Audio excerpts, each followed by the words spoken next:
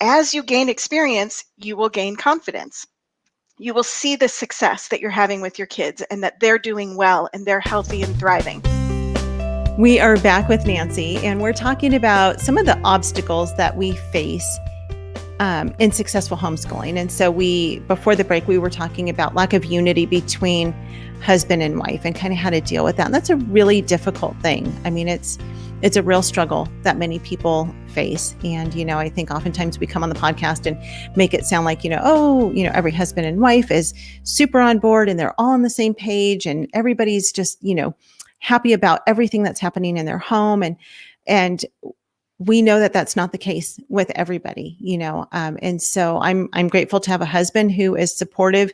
He trusts me. And Nancy, you and I were talking about that. My husband trusts me to figure out what curriculum works best for our kids or what co-op works best for them and how our day needs to be structured. And he does give his input, especially when I ask for it. And I'm so grateful for that.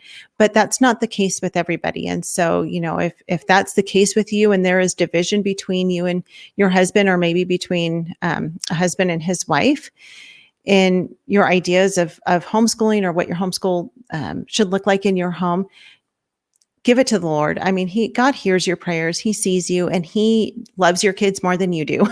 And so trust that he has a good plan in all of it somehow. And that being obedient to him is going to win in the end. God is good and he is very, very faithful. So let's talk a little bit about some more obstacles that we might face. Sure. So this is a big one: insecurity or fear of failure. Insecurity is a silent killer. If you consistently are feeling inadequate and ill-equipped and anxious and fearful, you are constantly going to be second guessing yourself and undermine your own potential for success. And so you keep in mind that fear is not from God. And so when you have that lack of confidence, it creates instability in your home, and your kids can feel that too.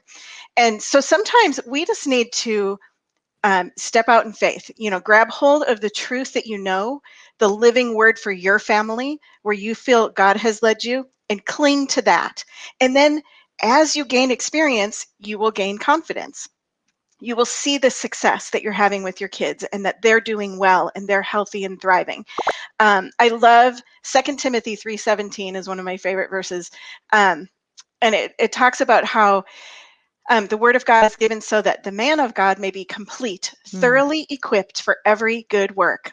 Well, I think we would all agree that raising our children and educating them is a good work, and he has called us and equipped us.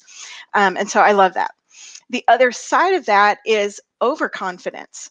So, insecurity and fear of failure can really erode your confidence. But overconfidence, if you think that homeschooling is going to save your children and everything's going to be great because you chose to homeschool, you will get in a mess and not have success there either. It isn't just about, I bought the curriculum. Right. Okay, look, we won. It's a lot of work and you have to make it work. And so homeschooling is not a magic bullet that's going to make all of your character flaws and your children's character flaws just magically disappear. There's still flesh to be dealt with and a journey to go on together. So you don't want to be overconfident, like, my children will never sin because they're being homeschooled. It's a lie. They're still humans, and we have to repent and, work out our salvation day by day. So yeah, it's interesting to hear you say that, because when you first said overconfidence, I was thinking you meant like overconfidence in their ability to homeschool.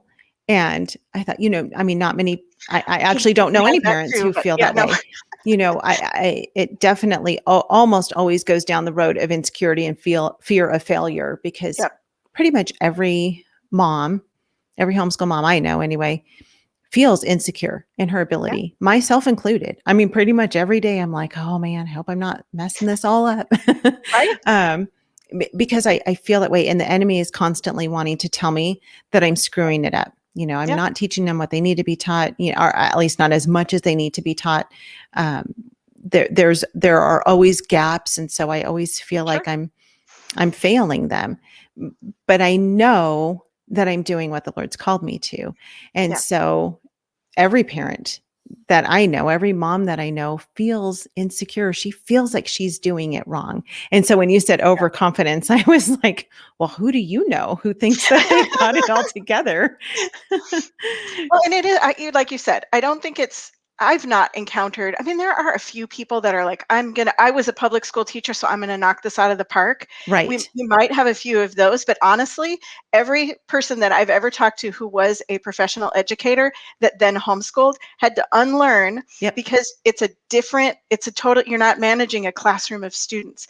Right. But I think there is this, for some people, choose homeschooling like, our family will not have any problems because we're homeschooling. And it's Right. just not life. That's not realistic. That's right. So Homeschooling is not the gospel. it is not. It It won't is. save your children. That's Jesus will right. save your children. Yep. They're Yep. trust in him. That's So right. another one that's really interesting, an obstacle to success, is unrealistic expectations. And this can be two ditches. You can be, expect too much or expect too little. And this goes for your kids and for you. So, we need to cut our kids some slack sometimes. We also need to cut ourselves some slack. We're not going to be perfect. Perfection is not our goal. Mhm. Our goal is excellence. Our goal is obedience. Our goal is following the Lord and doing our best, knowing that it's never going to be perfect. But He fills in those gaps. Yeah.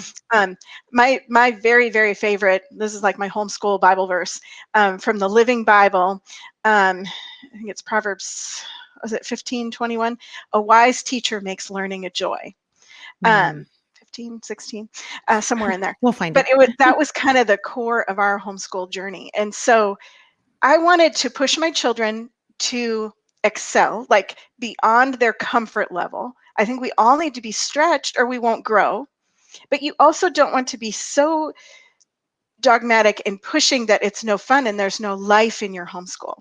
So I Mhm. think having reasonable expectations for both you and your kids can really help lend towards success. Yeah, and part of that is becoming a student of your child, Yes. knowing your kids, knowing how they learn, understanding Mm. their learning styles, knowing your own teaching style and how you are most Yeah. comfortable teaching, knowing their personality and their gifts. We recently did an episode, Abby and I, about love languages. That was our Oh, yeah. Valentine episode back in February. And Huge. we talked about that. And that really plays strongly into homeschooling, and how are we loving our kids through this? But we have to know and understand our kids in order to be able to effectively, have real expectations of them, and Yeah. effectively homeschool them. And that's hard to do, especially when you have more than one kid. Oh, But yeah. Yeah. but you can, and that's one of the beauties of homeschooling, is that you're home with your kids. And so as you're going throughout your day, you get to just naturally, you become the student of your child. Right. You Yep. know what makes them tick. You know what excites them. Their strengths and weaknesses. And Mhm. what a privilege we have Yeah. to be able to use that to direct their hearts in their education. Yep. It's true. Another quick one is being unwilling to sacrifice. Hmm. So, parenting, we've already talked about this in the Price is Right one, about the sacrifice that's involved in being a parent. Like, you have Yeah. to give up sleep. If you're sick, you still have to take care of your kids. You eat your food cold, you do without things because your kids need things, whatever. But homeschooling is like parenting on steroids, because now you're also providing their academic education. And I think if we get into a thought life of like, I have to give up so much for these children, Yeah. then it's a self-pity thing. And I think we just have to recognize that it is a joy and a gift Yeah. to get to sow into our children for this season, and it's worth the sacrifice. Oh, yes. It absolutely is worth the sacrifice. And if you missed our episode a few weeks ago called The Price is Right, Nancy and I got together and did that one. That was really fun. And we really unpack that idea of, is homeschooling worth it? What are the sacrifices that we make as parents? Yep. And is it worth those sacrifices? So let's take a quick break. We'll be right back. Are you looking for a fantastic online math program that removes the burden of teaching math? Then Teaching Textbooks is for you. Our family's been using teaching textbooks for years, and we couldn't be happier. Our girls say that it makes learning math fun, like a game, and they love that it's interactive. Teaching Textbooks uses step-by-step video instruction and does all the grading for you. The newest version is available now with an app that even works offline. Sign up for the first 15 lessons for free at teachingtextbooks.com. That's teachingtextbooks.com. We are back with Nancy, and we're talking about tips for successful homeschooling and kind of those obstacles that get in our way. So last we talked about just having unreasonable expectations, and then we talked about the sacrifice that we make as parents, and whether or not it's worth what we're doing. So what are some of the other obstacles we can face? I think a lack of commitment can be an obstacle to success. So if you are living your homeschool life with, we had a bad day, so I'm going to threaten to put my kids back in school, that creates a really unstable, unsafe atmosphere. Yeah. And it communicates to your kids that you're not serious about this. And so then they're not going to cooperate, and it becomes this cycle. And so, you have to understand that life is not easy. Homeschool life is not, it doesn't mean it has to be hard. It can be very joyful, but there will be challenges. And we just need to understand that if you have kind of that long haul vision for it, just like I treat it like my marriage. Quitting is not an option. Right. We can be happy or miserable. Let's work on happy. And so kind of the same with my kids was, I'm in this. We're going to make the best of it. When it's hard, we're going to pray, we're going to forgive, we're going to overcome. And that really created some stability for us to help us keep going. Yeah. I think lack of boundaries is an obstacle to success. It could be your own internal boundaries. Social media to me is the biggest drain of time. And I'm guilty of being on my phone all the time. Now, I'm not raising children right now, and I'm glad that we didn't have that in my homeschool days. But back then I would check email every I was online and doing things that would pull me away from homeschooling. And as soon as I left the room, my kids were like, we're not doing our work. Right. But it's not just me, huh? No. The things they confessed after they were grown about what would happen Oh, no. are funny. Like, oh, we would just get out a book and start reading and not do our math. I'm like, okay. Because I'd shout down from my computer, are you guys doing your math? Yeah, Mom. So just have to understand that, there's boundaries. But Sure. I think also external boundaries, so we can get in our way, but other people, if we don't protect our homeschool time, other people think, oh, you're home. Could you watch my kids? Could you do this for me? Could you, and then pretty soon, that Bible verse about the little foxes that spoil the vine, like all these little things will steal your homeschool time if you don't have boundaries to protect it. Yeah. And I also think trying to replicate school at home is an obstacle to success. Yeah. Because we're not schooling our children, we're discipling our children. Right. And part of that discipleship includes math and science and grammar and reading.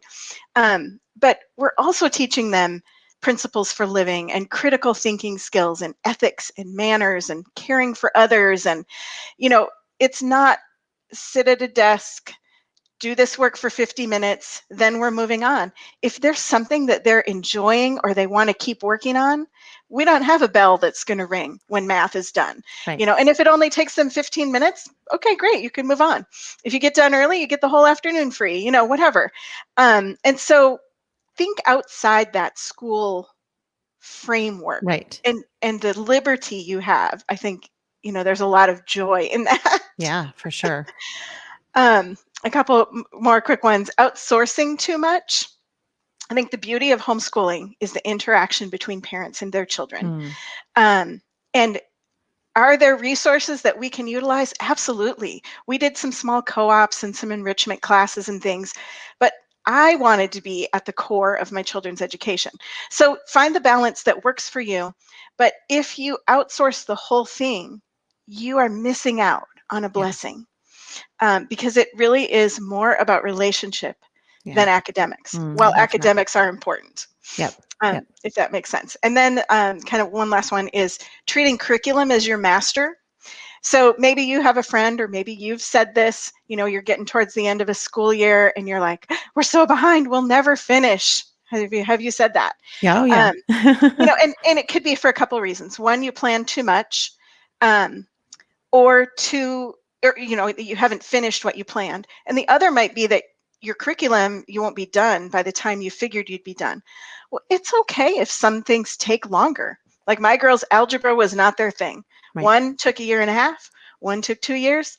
I didn't care that it took them longer because I wanted them to master the concepts, Right. not finish a curriculum. And so just think about curriculum as a tool. You don't want to be in the other ditch where you're lazy and sloppy and they haven't learned anything. You're still in chapter 1 or lesson 1, 36 weeks in. But you don't, does that make sense? Sure. So just Yeah. finding the balance where Yep. curriculum isn't telling you what to do. It's a tool Yep. that you're using. Yeah. Oh, absolutely. I couldn't agree with that more. And I know one of the other obstacles, and we've got to tie up this episode, but we're going to come back tomorrow because I want to talk about organization, because I know you're a person who's really good at that. I love And organization. Abby and I talk about this all the time. I'm terrible at it. It's funny because I'm good at organizing my home, but I'm not so great at organizing my homeschool.